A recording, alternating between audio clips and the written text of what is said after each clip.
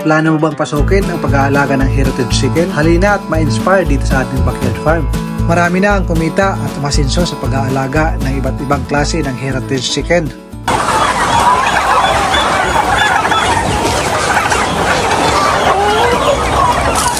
Isang magandang araw sa inyong lahat mga kaparmers. Welcome na naman muli dito sa ating YouTube channel. At kung bago ka pa lang napadaan sa ating YouTube channel, huwag mong kalimutan mag-subscribe and hit the notification bell para updated ka sa susunod natin mga videos na ilalabas. At maraming salamat pala sa mga nag-subscribe, na-inspire, nag-share, nag-comment sa mga nauna nating mga videos. Habang nanonood kayo sa ating video, magpintuhan muna tayo at mag-sharing ng mga idea. Ito yung sinasabi ko palagi sa inyo, ang pinakamasarap na part, yung mag-harvest tayo ng mga itlog sa ating mga alaga. Sa mga magtatanong naman, ano ba ang lahi ng manok natin? Ito po ay Tetra Brown. Kung i-compare natin ito sa Decal Brown, halos magkapareho lang sila. Malakas mga itlog at kulay brown din ang kanilang mga itlog. Kaya halos walang pinagkaiba mga kaparmers. Sa mga kaparmers natin na gustong bumili, saan ba makakabili ng ganito? Pwede kayo makabili sa Alpha Adventure. Hindi adventure ha, adventure mga kaparmers. Pwede nyo i-search sa Facebook or sa website po nila para makapag-order po kayo mga kaparmers. At ng mga sumunod na araw, nagpakain po tayo ng damo. Kung kayo po ay nagtatanong, ano bang damo yan? Hindi lang ito basta-bastang damo. Ito po ay napakasustansya, hindi lang sa manok, pati na rin sa tao. Ang tawag nito ay Green Amaranth. Yan po yung scientific name niya mga kaparmers. Medyo mahirap. Simplihan po natin yung pangalan para madaling hanapin. Ito po yung tinatawag na kulitis. Isa rin ito sa favorite sa ating mga alagang manok. Hindi lang sa ating mga alagang manok, pati na rin sa ating mga kapwa-tao. Lalo na po dating sa Pangasinan, ito po ay favorite nila para gawing gulay. At yung mapapansin nyo, iba't ibang dami ng itlog, iba't iba ang suot natin dyan. Dahil nga iba't ibang araw ang pagsushoot natin sa ating videos na ito upang maipakita sa inyo yung ating mga ginagawa dito sa ating munting backyard farm. Ito pala mga kaparmers, gusto kong ibahagi sa inyo para hindi rin mangyari sa inyo. Nung una, nagsimula tayo sa munting backyard farm, mayroon tayong caretaker or yung sinasahuran natin buwan-buwan na nag-aalaga ng ating manok. Ang ginagawa niya, dinadala yung sisiw at nagdadala pa ng mga itlog mga kaparmers. Pag umuwi yung ating tagabantay, yung karilibo, yung aking tatay. Ang galing nga ng kanyang discarding kasi ang ginagawa niya, yung sisiw, binabalot niya ng basang tila. Pag binalot pala ng basang tila yung sisiw mga kaparmers at nilagay sa supot, ay hindi na yan tutunog mga kaparmers. Saka bubuksan niya doon pag lumayo na siya doon sa ating bahay. Ang galing nga ng kanyang diskarte, kaso nga lang ang kapalit, yon, nawalan siya ng trabaho. Instead na nagtitiwala tayo sa kanya, tinanggal natin. Yun po yung nangyari mga kaparmers. Sana po sa mga mayroong katiwala, wag po tayong 100% nagtitiwala sa ating mga katiwala sa farm. Yun po ay naging malaking leksyon po yun sa akin. Kaya sabi ko sa sarili ko, kung mayroon man nakakaalam dito sa farm, ako as a owner. Kaya kung kayo mayroon kayong farm, mayroon kayong katiwala, mas maganda kung kayo ang mas nakakaalam sa inyong farm. Wala nang iba. Kasi mahirap yung sila yung nakakaalam kaysa sa may-ari. Siningit ko lang ito mga kaparmers para yung mga nagpapaalaga, lalo na yung mga malayong lugar nasa abroad pa, mayroong katiwala sa Pilipinas, wag po kayong 100% nagtitiwala. Mas maganda mayroon po tayong CCTV para nakikita natin yung ating farm at nakikita yung ginagawa ng ating mga nagbabantay doon. Marami pa rin nagtatanong kahit sinasabi ko kung taga saan tayo. Sa mga nauna nating video, sinasabi ko kung taga saan po tayo. Dito po ako sa Leyte mga kaparmers. Kaya kung nasa Mindanao kayo, nasa iba kayong lugar at medyo malayo, kailangan pang sumakay ng barko, nako po mga kaparmers, wala po tayong access para makapag-deliver or makapag-shipment ng ating mga alaga kung gusto nyong umorder. Kasi dito pa lang sa atin, sinasabi ko sa inyo, halos kinukulang yung ating mga supply.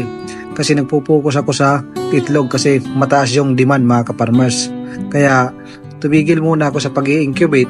Baka by 2026, ibalik po natin yan at mag-extend po tayo, maglagay po tayo ng isang kulungan at magandang breeder na yun yung ating ibibinta para sa ating mga buyer. Kasi mahirap naman na magbibinta po tayo na hindi maganda yung quality mga kaparmers. Sa pagbibinta kasi ng table eggs, hindi ganun kalaki ang pera pero mabilis mga kaparmers. Kasi pagka-harvest natin, ilagay natin sa ating mga tray, pwede natin i-deliver sa ating mga kumukumpra sa atin.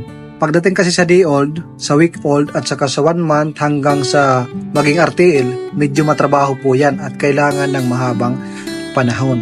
So dito, mas mabilis ang pera, mas magaan ang trabaho, okay naman, kumikita tayo, nakakabili tayo ng pagkain ng ating manok, yung mga expenses natin dito sa ating backyard farm, kinakaya naman.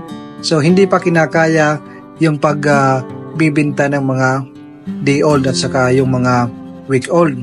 Sa una, nagbinta po tayo sa una, pero medyo matrabaho mga kaparmers. Kailangan ng extension at kailangan palakihin po natin yung ating farm para makapag-supply po tayo ng maayos. Ito mga watermelon naman ang binibigay natin sa ating mga alagang manok. Ito lang po ay mga reject at ito ay libre mga kaparmers kasi may mga kaibigan tayo nagtatanim ng mga pakwan.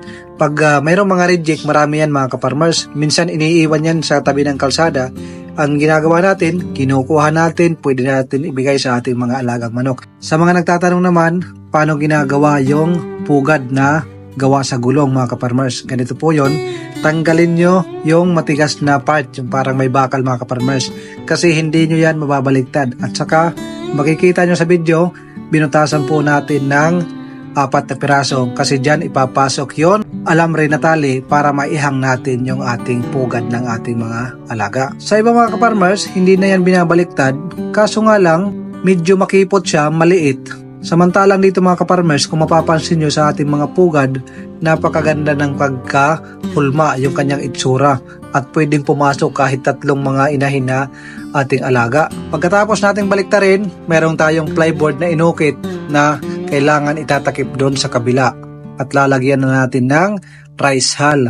Kailangan yung plyboard ay hindi tatagos, mas malaki po siya doon sa butas. At ito na yung pinakalast, maglalagay na tayo ng tali para yun po yung magsilbing pang hang sa kanya. So ganyang paraan mga kaparmers, yun po ay napakagandang itlogan ng ating mga alaga. Pansin nyo naman mga kaparmers, relax na relax kahit 3 piraso kumakasya. Meron tayong mga ibang kaparmers nagtatanong naman, hindi ba malangaw, hindi ba mabaho sa inyong backyard farm mga kaparmers? Ito lang ang aking sagot. Kailangan dyan, number 1, kalinisan po. Kasi dito sa atin, meron tayong mga malalapit na bahay, siguro nasa 5. Pero hindi naman ganon kalapit, medyo malayo ng konti. Pero hindi pa naman sila nagre-reklamo. Simula na nagsimula tayo dito sa awa ng Diyos, hindi pa naman tayo pinatawag sa barangay.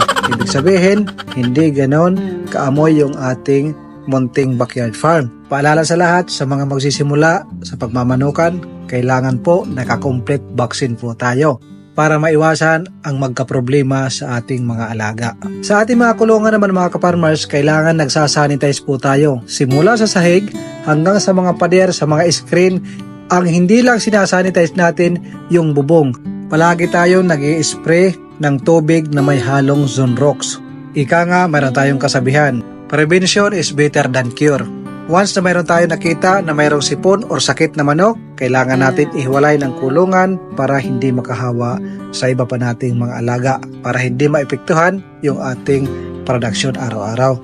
So ayun lang mga kaparmers, pinasilip ko lang sa inyo yung ating ginagawa sa pag-harvest at yung ating mga ibang kaalaman dito sa ating munting backyard farm. Kung ganitong production yung ating mga nakikita mga kaparmers, hindi ba kayo gaganahan mag-alaga ng manok or heritage chicken? Kung ikaw ay interesadong bumili ng ganitong breed ng manok, abangan nyo ilang month na lang, sa 2026 magsisimula po tayo at makapag-ship tayo sa iba't ibang lugar dito sa Pilipinas. So ayun lang mga kaparmers, kung ikaw po ay na-inspire sa ating videos na ito, maaari kayong mag-subscribe sa ating YouTube channel. At maraming salamat sa inyo sa pagsama nyo sa akin. Magandang araw at magandang buhay kaparmers. Palagi ko pong sinasabi, wag po tayong matatakot magsimula. Matakot po kayo na hindi kayo makapagsimula. Kasi in the future, baka sabihin nyo, sana sa una pa lang nagsimula na ako.